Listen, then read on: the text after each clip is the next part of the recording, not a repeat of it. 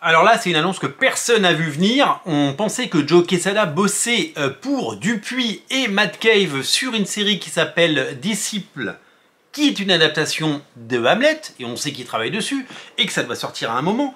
Mais on vient de découvrir qu'il est en train de bosser et qu'il a terminé une mini-série entière pour Marvel. Et oui, après avoir été éditeur en chef de Marvel, il revient au dessin pour une série qui va s'appeler Marvel Knights. Et ouais, ça nous dit quelque chose. The World to Come. Joe Quesada, c'est une légende. Il a été éditeur en chef de Marvel pendant 20 ans. Il a créé le label Marvel Knight. Il a dessiné la série X-Factor dans les années 90 sous la plume de Peter David.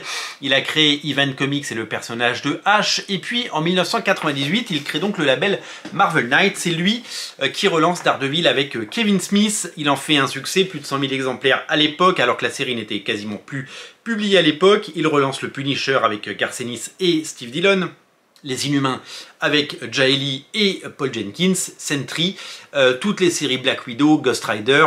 Ça a été une révolution. Tous les héros qui marchent sur le sol, terre à terre, dans les rues de New York ou ailleurs, eh bien, ont eu droit à leur série et ça lui a ouvert les portes de Marvel. Il est devenu éditeur en chef et sous son règne, on a vu des choses fabuleuses. La gamme Ultimate, Ultimate Spider-Man, Ultimate X-Men, Ultimate Fantastic Four et les Ultimates. On a vu les Daredevil de Bendis, on a vu la série X-Statix, les New X-Men de Grant Morrison, et j'en passe et des meilleurs. Il a dessiné quelques séries ça et là, il a fait du Daredevil, il a fait bien sûr la série Daredevil Phaser qu'il a écrite, et c'est quelqu'un qui s'est éloigné de sa table à dessin puisque ses responsabilités l'ont évidemment amené à faire d'autres choses. Donc pendant des années, c'est lui qui a inspiré ou influé les grandes sagas, que ce soit Civil War, que ce soit Old Man Logan, que ce soit bien entendu House of M. C'est lui qui était le grand Manitou pendant toutes ces années qui ont fait les meilleurs comics des années 2000 et qui sont réédités, vous le savez, chez Panini, chez Marvel et chez tous les éditeurs qui ont les droits, parce que ce sont des comics plus que classiques.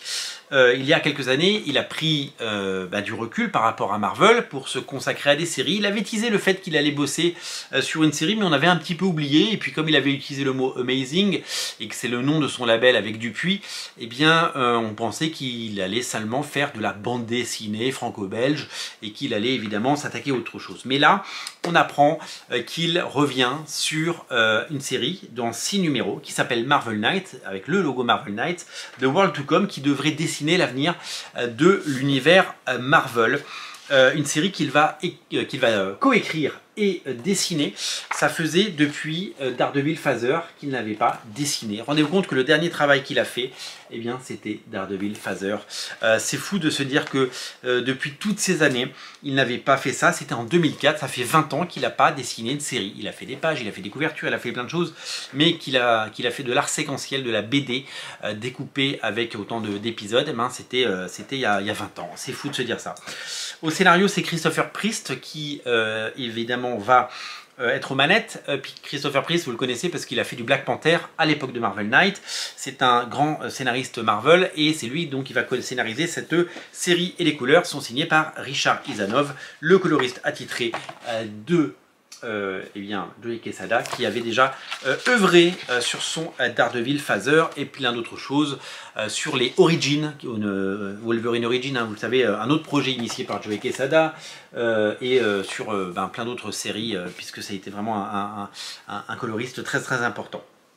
Donc depuis Daredevil Phaser, il n'avait pas dessiné. Et donc depuis 2021, on apprend qu'il est sur cette série, c'est-à-dire qu'il aura mis quelques années à faire ces 6 numéros, mais en tout cas, les 6 numéros sont ici. Évidemment que cette série Marvel, qu'il fait pour Marvel, n'annule absolument pas son projet éditorial avec Dupuis, puisque cette série devrait sortir peut-être en fin d'année en version française, et en tout cas, c'est tout ce qu'on nous souhaite. L'histoire, c'est quoi? C'est que T'Challa est mort, Black Panther est mort, et que l'univers Marvel est déséquilibré, ce qui fait évidemment un écho avec l'actualité, puisque vous le savez, avec la mort de Chadwick Boseman, qui était le héros le plus populaire depuis Robert Downey Jr. Chez Marvel, ce personnage était censé plus ou moins au cinéma, Black Panther, devenir la nouvelle star de Marvel. il est mort et ça a tout chamboulé. Et dans la réalité comics aujourd'hui, donc le personnage de T'Challa meurt et donc il faut que l'univers Marvel se réinvente avec des nouvelles menaces et un nouvel horizon.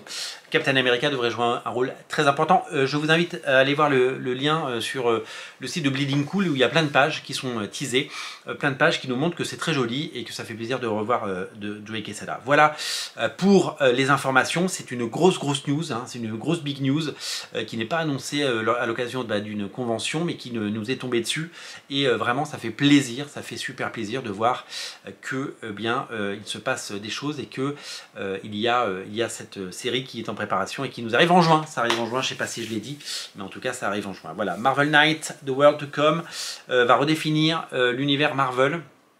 Certainement pour les mois et les années à venir. En tout cas, le label Marvel Knight semble en tout cas revenir. Peut-être que d'autres annonces seront faites dans les prochains jours, les prochaines semaines et les prochaines années.